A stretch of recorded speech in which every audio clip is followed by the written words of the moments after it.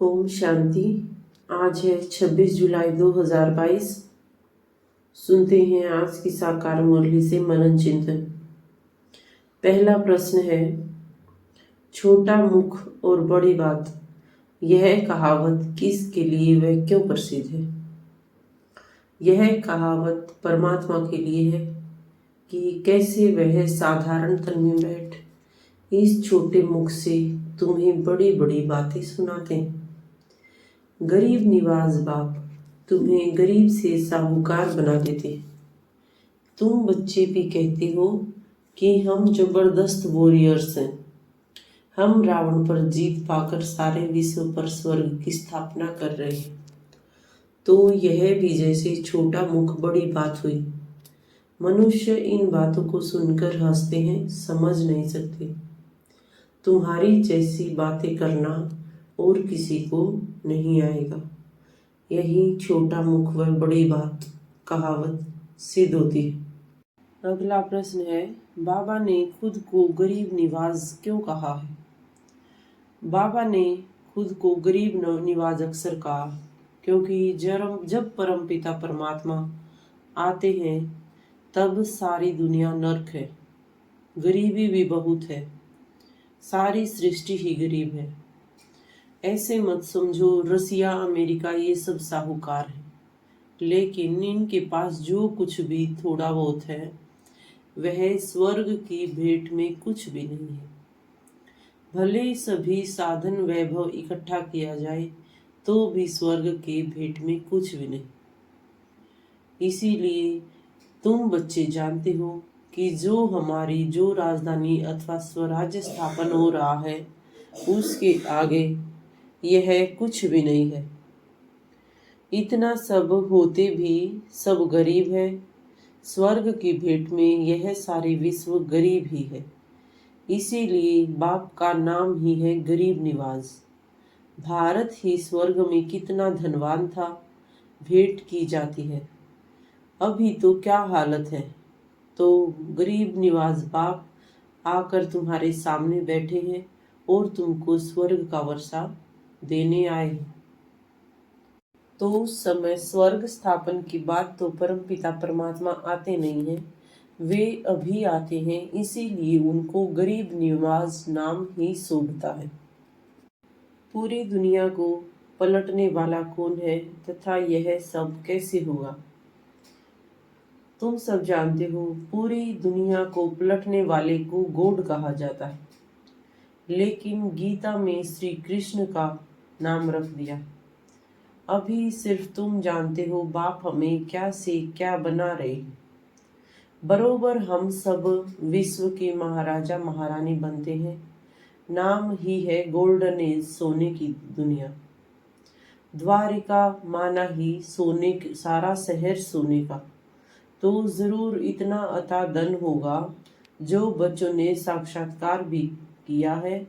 और जितना तुम आगे आगे जाते रहेंगे उतना घड़ी घड़ी साक्षात्कार होता रहेगा। जैसे अपने देश के नजदीक जाते हैं तो दिल में आता है कि हम अभी जाकर पहुंच जाएंगे। तुम तो जानते हो यह सारी दुनिया कब्रिस्तान है और फिर से परिस्तान बनना है। बाबा हमको नई दुनिया का वर्षा दे रहे। इसके लिए वह ज्ञान रूपी बीज हम बच्चों में भर के सतयुगी राजधानी का स्थापन कर रहे हैं। हमारी संपूर्णता ही नई राजधानी के स्थापन वाला दिन होगा। शिव शक्ति व पांडव सेना किस प्रकार के वॉरियर्स हैं? बाबा समझाते हैं, तुम ही सच्चे सच्चे अननोन वॉरियर्स हो, अर्थात जिसको जो बड़े आदमी भी तुम पर फूल चढ़ाने के लिए जाते हैं। तुम भी कितने वेल नोन बनते हो, तुम्हारे ऊपर कितने फूल चढ़ाएंगे, कितने मंदिर जाएंगे। अभी तुमको कोई नहीं जानता। वे सब तो बंदूकबाजी आदि से मारे जाते हैं। तुम भारत को स्वर्ग बना देते हो और फिर तुम विष्णु माला व रुद्र माला में पिरोए जाते हो। परंतु यह कोई भी समझते नहीं है कि शिव शक्ति पांडव सेना ने क्या किया था। अब भी वे नहीं जानते कि तुम क्या कर रहे हो। तुम ही जबरदस्त वॉरियर्स हो और तुम्हारी युद्ध रावण के साथ है। तुम किसी को कहेंगे कि हम युद्ध के मैदान में हैं तो सभी सुनकर हंसेंगे। तुम जानते हो अभी हम रावण से युद्ध करके स्वर्ग की स्थापना कर रहे हैं। बाबा हमारी माया से किस प्रकार से संभाल करते हैं। बाबा बच्चों की इतनी संभाल करते हैं, इसीलिए तुम्हारा नाम शक्तियां रखा है। तुमसे और सब मनुष्य डरेंगे, जैसे काली माँ से कितना डरते हैं, भयंकर रूप दिखाते हैं। कोई चोर सामने आता है तो काली का रूप देख भाग जाता है। कितनी संभाल रक्षा भी बाबा हमारी करते हैं, लेकिन हमारी रक्षा किससे? रावण से। बाबा हमको हर पल युक्तियां बताते रहते हैं कि बाप को याद करते रहेंगे तो माया पास आने का नाम भी नहीं लेगी। इसीलिए बाप समझाते हैं अपने पास चार्ट जरूर रखो। तुम्हारी भी रेस है, रेस में देखभाल करने वाले भी होते हैं।